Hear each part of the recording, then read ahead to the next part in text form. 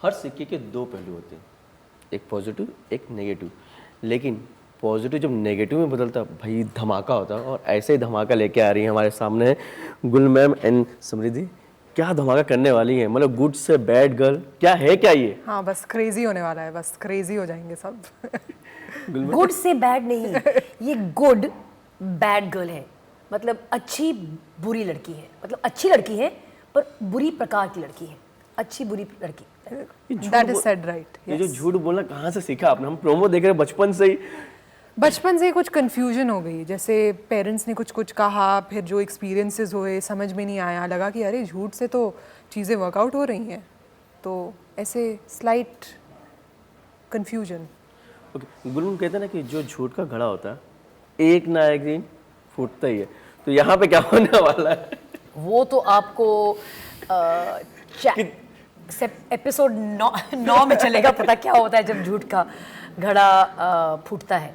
इनका घड़ा कितना था? डबल ट्रिपल हुआ था कि एक ही घड़े में काम? देखिए, क्योंकि मैं इनकी एक तरीके से बॉस थी इस शो में, मुझे इनके झूठ की थोड़ी सी इंक्लिंग तो हो गई थी, थोड़ा सा सस्पिशन था, थोड़ा सा संदेह था कि कुछ तो दाल में काला है। पर जब दूध का दूध पानी का पानी हो जाता है फिर क्या होता है, मतलब ये तो अलग ही लाइन पे चल पड़ती है। जब मैं इनकी झूठ पे पकड़ भी लेती हूँ तो उसको कहीं किसी और ही दिशा में ले जाती हैं ये। समझ आप क्या कहना चाहिए? अनोखी नहीं, मतलब कि अगर आपको ट्रेलर देख के लग रहा है कि ये झूठ है और इसका ये घड़ा है तो यू विल बी सरप्राइज्ड, क्योंकि झूठ कितने सारे हैं और कितना बड़ा घड़ा है। ये सीरीज में कौन सा झूठ था जो आपको भी एकदम मतलब शॉकिंग लगा? मतलब स्क्रिप्ट आई रहेगी आपके पास, ये झूठ ऐसे कौन सा था तो आपके लिए शॉकिंग, ये भी झूठ बोल सकते हैं हम? आई थिंक झूठ ये भी बोल सकते हैं, ये नहीं, पर उसको पकड़े जाने पे भी उसको कैसे ट्विस्ट कर सकते हैं। फिर अच्छा ये भी कर सकती हूँ मैं, माया ऐसा भी कर सकती है, वो सरप्राइजिंग है। मैं आप दोनों से पूछना चाहूँगा, गुल मैम कभी आपके साथ ऐसा हुआ कि आपने एक झूठ बोला हो और सडनली पकड़े जा रहे हो, उसके बाद एक और झूठ बोला हो, ऐसा आपके साथ कभी हुआ है? नहीं, वो तो जो जैसे कहते हैं ना कि जब आपको कोई कहानी पढ़ाई जाती है या कहानी बताई जाती है स्कूल में और फिर उससे आपको क्या सीखने को मिलता है, वो तो हर कहानी में यही सिखाते हैं कि एक झूठ को बचाने के लिए आपको 100 झूठ बोलने पड़ते हैं। तो वो तो हम सब जानते ही हैं। और मैं मानती हूँ कि अगर आप एक झूठ बोलेंगे तो आपको बहुत से और बोलने पड़ेंगे जब तक वो लाइन या वो थॉट कायम है। कोई झूठ ऐसा बोलो जो पकड़े गए हो आप घर में? बचपन में? अगर नहीं, बचपन में क्या मतलब, रिसेंटली 10-15 साल पहले की बात है, मेरी एक एक्वेंटेंस थी और मैं उनको मिला करती थी जिम और पूल में, और मतलब काफ़ी साल हो गए थे मैं उनको देख नहीं पा रही थी या फिर किसी और के साथ कंफ्यूज कर रही थी। तो उन्होंने कहा कि तुम मुझे, और वो मुँह टाइप की है, तो उसने कहा कि तुमने मुझे पहचाना नहीं? मैंने कहा हाँ यार, सो सॉरी, मैंने चश्मा नहीं पहना हुआ था। और अब वो हर बार मुझे यही पूछते हैं कि तुम्हारी आंखें ठीक हो गई, तुम्हारी आंखें ठीक हो गई? मैंने कहा मैंने सर्जरी करवाई थी। कौन सी वाली करवाई थी? लैसिक करवाई थी। तो अब लेंसेज पहने हुए, मतलब वो ख़त्म ही नहीं हो रहा है किस्सा। लंबा किस्सा चलता चला जा रहा है। 10-15 साल चल ही रहा है वो किस्सा। समृद्धि, आपके साथ कोई ऐसा झूठ जो पकड़ा गया हो? हाँ, मतलब कि क्योंकि मैं बैड लायर हूँ इसलिए स्कूल में है। मैं एक बार हमारे स्कूल में होते थे एग्ज़ाम्स तो होते थे लेकिन यूनिट टेस्ट्स भी होते थे। तो एक टीचर थी, इंग्लिश टीचर, और मैं इंग्लिश में काफ़ी अच्छी थी स्कूल में। तो उन्होंने यूनिट टेस्ट के अलावा एक दिन सोचा कि क्लास में हम रेगुलर क्लास टेस्ट करते हैं, जिसका मुझे ठीक नहीं लगी ये बात कि ये सरप्राइज टेस्ट क्यों हो रहा है, कि दिस इज़ नॉट प्रिपेयर होने के लिए हमें टाइम दिया जाना चाहिए था, ये वो। तो आई वाज लाइक मैं तो करूँगी चीटिंग। तो फिर मैंने अपनी किताब निकाली, मैं यहाँ लिख रही थी, मैं किताब से ऐसे देख के लिख रही थी और मैं बहुत ही ऑब्वियस वे में कर रही थी, तो वो पकड़ी भी गई मैं। और फिर मुझे क्लास में उठा के, मैं ऑल गर्ल्स स्कूल में थी, कॉन्वेंट स्कूल में, मुझे इंसल्ट किया गया कि तुम तो ऐसा इंसान हो, वैसा इंसान हो, तुम्हारे पेरेंट्स ऐसे होंगे क्योंकि तुमने ऐसा किया। तो all that happened. Oh my God. अगर बात करें जाओ तो शूट के वक्त में एडुकेट हैं आप, आई थिंक? हाँ, एडुकेट है। तो एडवोकेट लगता है आपको झूठ बोलते हैं? झूठ ही बोलते हैं एडवोकेट्स, क्योंकि उनके लिए सच एडिक्वेट नहीं होता। तो कितना मजा आया आप लोगों को शूट करते हुए? अरे मुझे तो बहुत मज़ा आया, मतलब कि मैंने तो कभी ऐसा पार्टी प्ले नहीं किया कि ऐसा पार्ट लिखा ही नहीं गया है, तो ये प्ले कहाँ से करेंगी? मतलब इट वाज एक्चुअली, पर ये मैं कह सकती हूँ कि वाइल शूटिंग, और ये मैंने एक राइटर को भी बताया था कि मुझे लगा था कि oh this will be a lot of fun क्योंकि ये ऐसी क्रेजी चीज़ें कर रही है, but experientially end of the day पे I would feel so exhausted because I realize that Maya is constantly walking on egg shells. या उसके लिए फियर रियल है कि अभी ये मैंने झूठ बोला, अब मैं पकड़ी जाऊंगी तो what do I do, what do I latch on to next. Very very interesting. It's so actually, as while performing it, it would drain my energy. I would at the end of the day be like, what did I do? पर ऐसे कोई हम भाग दौड़ नहीं कर रहे थे, कोई फाइट सीक्वेंस नहीं हो रहा था, तो फिर क्या हो रहा है? Just mentally it is taxing if you are constantly lying. It is you're trying to save your ass and that is taxing. आप बॉस बनी है मैम, जी। तो कितने झूठ, मतलब सामने देखता है बॉस होता है, हाँ भाई चलो ठीक है झूठ बोल रहा है, कितनी आप बोलते हैं ना सहन कर रही थी भाई ये झूठ। मैंने देखा कि प्रोमो जो बिलिंग का जो होता है, ये बिल लग सकता है क्या, ये बिल लग सकता है क्या, कभी ऐसे रियल में कभी हुआ है आपके साथ कि सामने कोई आई थिंक जहाँ तक कि शो की बात है, मुझे लगता है कि जो जैना का किरदार है जो मैं निभा रही हूँ, वो माया की बॉस है और उसे दाल में काला है मालूम पड़ चुका है, पर अब वो किस तरीके से माया को कन्फ्रंट करेगी उस पर बात आके टिक जाती है। ये तो उसे मुझे लग रहा है कि चल गया पता कि माया एक टोपी पहना रही है सबको, पर उसे रंगे हाथ पकड़ना वो ही रियली शो की बुनियाद है। ऐसे इंसान को रंगे हाथ पकड़ना बहुत आसान नहीं है। ओके, मेरे को ये जानना था कि जैसे आपको जब मिला कि भाई आपको एक एडवोकेट का किरदार निभाना है, कभी आप लोगों ने असली जो अदालत वहाँ पे जाके देखा है किस तरह से होता है? हमने ऑनलाइन कोर्ट अटेंड किया क्योंकि तब एक्चुअली पैंडेमिक भी चल रहा था, तो सब कुछ ऑनलाइन था, तो हमने कुछ सेशंस अटेंड किए ऑनलाइन जस्ट टू अंडरस्टैंड कि कैसा हो रहा है। वो इतना तड़कता भड़कता नहीं है जैसे हम देखते हैं मूवीज में दिखाते हैं। में वो बहुत ही चुपचाप बैठे होते हैं और जज बोल रहा होता है और फिर यस सर सेक्शन पे सेक्शन सब सुनाते जाते हैं एडवोकेट आपस में, ऐसे हो रहा वो कोई थर्ड पार्टी को समझ भी आने वाला भी नहीं कि भैया क्या सेक्शन चालू है। नहीं, सेक्शंस तो एक्चुअली केस फाइलिंग के वक्त होता है।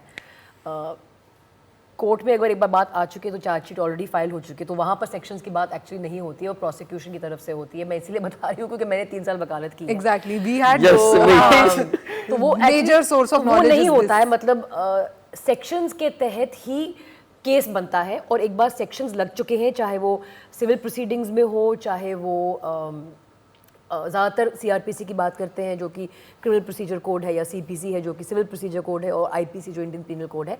सेक्शंस तो आपके केस फ्रेम होने के वक्त लग चुकते हैं। अब जो अदालत में हो रहा होता है वो तो ये देखना है कि इसके लिए एडिक्वेट एविडेंस है कि नहीं इस चार्ज को सपोर्ट करने के लिए। जो चार्जशीट बन के आती है जिसके लिए भी एक्स नंबर ऑफ डेज होते हैं प्रोसिक्यूशन के पास बनाने के लिए, उसके बेसिस पर आर्ग्यूमेंट्स होती हैं, वो भी फिक्स्ड पैटर्न है। ओपनिंग आर्ग्यूमेंट्स होती हैं, फिर दूसरी तरफ की आर्ग्यूमेंट्स होती हैं, फिर क्रॉस एग्जामिनेशन होती है। तो एक तारीख पे तारीख जो बहुत फेमस डायलॉग है वो एक्चुअली प्रोसीजर है कि ताकि दोनों तरफ की सुनवाई हो। इसीलिए मतलब एक सिविल में अलग है और क्रिमिनल प्रोसीडिंग्स में अलग है। मिनिमम नंबर ऑफ हियरिंग्स तो मैंडेटरी है ताकि दोनों तरफ की सुनवाई हो चुके। तो सेक्शंस की बात नहीं होती है अदालत में ज़्यादातर, वो तो ऑलरेडी पहले हमने कुछ ज़्यादा लगता है फिल्म देखी, दैट्स व्हाई मैंने आपसे पूछा। और थैंक यू सो मच, आपने हमें बताया। और मुझे तो समृद्धि को कुछ ज़्यादा ही मतलब ईजी हो गया रहेगा जब नहीं, पर देखिए मतलब इतनी गहराइयों में तो हम जाते नहीं है फ्रैंकली इसमें, अनलेस ऑफ कोर्स एक फिल्मी उस टाइप की हो या एक शो ही हार्डकोर लॉ पर हो। ये जो लॉ फर्म की पॉलिटिक्स है उस पर है और किस तरीके से वकील सिस्टम को ट्विस्ट करते हैं। तो ये कोर्ट रूम ड्रामा नहीं है। Okay, thank you so much. आप दोनों से जानना चाहूँगा कि जैसे आप गुड हैं और कुछ बैड गर्ल बनती हैं, तो आप सबसे पहले 2 चीज़ें क्या करना चाहेंगे बैड बन के, अगर एज अ गुड गर्ल से बैड गर्ल आप दोनों से? नहीं, एज अ ये show good as a bad नहीं है। ये एक गुड ऐसा नहीं है कि वो गुड गर्ल थी और बैड गर्ल बन जाती है। वो बैड गर्ल है जो गुड भी है, इसीलिए गुड बैड गर्ल है। जैसे मतलब वो ऐसा नहीं है कि गुड और बैड है, वो गुड एंड बैड है। मतलब उसमें मतलब वो एक रियल इंसान है जिसमें मल्टीपल शेड्स होते हैं। तो जी, मतलब जैसे आप में भी है मुझ में भी है। रंगीन इंसान। नहीं, हम तो भाई एकदम भागा दौड़ी वाले इंसान हैं। नहीं, पर आप में भी अलग अलग रंग हैं। हाँ, आपने वो शायद अपने आप को उन After- रंगों से वाकिफ नहीं किया होगा। शूट खत्म होने के बाद। ओके, अगर मैं आपको एक चांस, मतलब एक रिक्वेस्ट है, आपके कोई ऐसा फ्रेंड है जिसको आप फ़ोन कर उनकी अच्छाइयाँ बताना चाहें जो आज तक आपने कभी बताई नहीं थी, मैं उसे हाँ ठीक है कोई 3 अच्छाई चीज़ें ओके, अगर वो उठाते हैं तो मैं कोशिश कर सकती हूँ। Please. Let us, this is आजकल तो फोन उठाने का सिग्नल व्हाट्सएप कॉल फैशन मतलब नहीं है, मतलब व्हाट्सअप। नहीं उठाते नहीं ये लोग, क्योंकि लोग बिजी होते हैं। और अब तो हर चीज़ के लिए लोग फ़ोन करते रहते हैं। पहले तो आपके पास लैंडलाइन हुआ करती थी कि जब कोई कारण था तो आप कॉल करते थे। अब तो हेलो, यस, हाय ब्रो, क्या कर रही है तू? कुछ नहीं, लिफ्ट में हूँ, नीचे जा रही हूँ चाय पीने। अच्छा सुन यार, आई जस्ट वांटेड टू से कि यू आर द रीजन हमारा पूरा स्कूल ग्रुप अभी तक इंटैक्ट है। You are the glue. Okay cool then, okay bye. ये कहने के लिए बोल तूने? या okay, I love you, bye. Love you too. She is happy. you made her day. या This is your CJM friend. बताना चाहिए कुछ थोड़ा सा डिटेल इनके बारे में Yes. कि इनका नाम ये जो रश्मि मैंने है, जो कि मैंने इनके फोन में देख लिया है। इनका नाम रश्मि है। और एक्चुअली ये बात सच है, हमारा एक बहुत ही स्ट्रॉन्ग स्कूल ग्रुप है। End of course over the years मैं बॉम्बे आ गई, कोई कहीं चला गया, कोई कहीं चला गया, सबके अलग अलग प्रोफेशंस हैं। But this is the person, and I think her group में कोई एक इंसान होता है, तो वो हमारे लिए ये इंसान है जिसने सबको जोड़ के रखा है।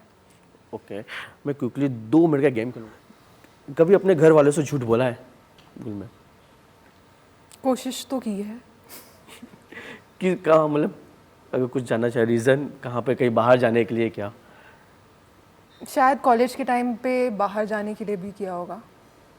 गुल में आप पढ़ते वक्त पढ़ाई कर रहे हो, नहीं कर, मतलब हाँ कर रही हूँ पर नहीं कर रही थी, मतलब किताब के अंदर कुछ कॉमिक खोली हुई थी, तो काफ़ी किया ये सब। तो कभी ऐसे बहुत सारी मस्ती की और घर वाले ने बेडरूम से बाहर निकल जाओ, बाहर सोएगा आज हॉल के अंदर या बाहर सोएगी हॉल के अंदर, कभी ऐसा कुछ हुआ आप लोग के साथ? ऐसा तो नहीं हुआ। अपने पापा या मॉम के पॉकेट से कुछ पैसे चुराए हो? नहीं। यार दोनों गुड गर्ल इन दम। ओके, कभी गलती से या मजबूरी में जेंट्स टॉयलेट यूज़ किया हो? हाँ गलती से किया है मैंने। मैंने भी किया है। मजबूरी से नहीं, गलती नहीं, से मैंने मतलब मजबूरी से किया है। मैंने गलती से किया। अच्छा, मजबूरी से भी मैंने 1-2 बार किया है, पर गलती से तो एक बार मैं घुस गई थी और सब खड़े थे वहाँ। मैंने कहा खड़े क्यों इतने सारे लोग, क्योंकि वो जेंट्स टॉयलेट था। लकीली मुझे नहीं देख के खड़े हुए थे, उस तरफ खड़े हुए थे। ओके, क्या अभी कभी अपने स्कूल टीचर पे क्रश हुआ है? नहीं, मेरे मोस्टली ऑल फीमेल टीचर्स थी। ओह, and bad. so गुल में बैच नहीं, मेरा तो 2-3 बार आई थिंक। एक हमारे फिजिक्स टीचर थे और एक हिस्ट्री टीचर थे। 2 बार हाँ। कभी ऐसा कुछ हुआ है कि मतलब शूटिंग करके या फिर वापस से next day early morning shoot है, बिना धुले हुए कपड़े वापस सेम कपड़े पहन के हम चले तो गए? वैसे कौन सा अपने कपड़ों में शूट करते हैं, हम तो अपने घर से कपड़े पहन के आते हैं आधे घंटे के लिए, उसके बाद 12, 14, 15, 16, 18 घंटे दूसरे कपड़ों में होते, तो हमारे कपड़े तो साफ ही होते हैं हमेशा। ये बात पॉइंट अली मैम आपने बोला है। ओके, आपने कभी इतनी इंटरव्यूज की हैं आज तक के लिए, और आज तक से है ना आप जी। और इतनी इंटरव्यूज की है कि आप मतलब इंटरव्यू करते करते घर पहुंचो, फिर आपको बताया गया कि अभी तुरंत आ जाइए, कि मतलब आपने 48 घंटे वही कपड़े पहन के बहुत सारी इंटरव्यूज ये कर दी। हो चुका है। मैं उस केस का नाम आफ्टर शूट का बताऊंगा। जी। मैंने बोला सर मेरा पैकअप मैं जा रहा हूँ, मैंने ठीक है, मैं गया और मैं जब ट्रेन ऐसे पकड़ रहा हूँ, देन रिटर्न मुझे वापस से बुलाया गया स्टेशन से। स्टेशन से वापस आना, और जो अंदर का जो खून जो खोला होता कभी नहीं खोलता, क्योंकि मुझे भूख लगी हुई थी। बट हाँ, बॉस ने बोला है क्योंकि वो भी इंपॉर्टेंट शूट था, हम मना नहीं कर सकते।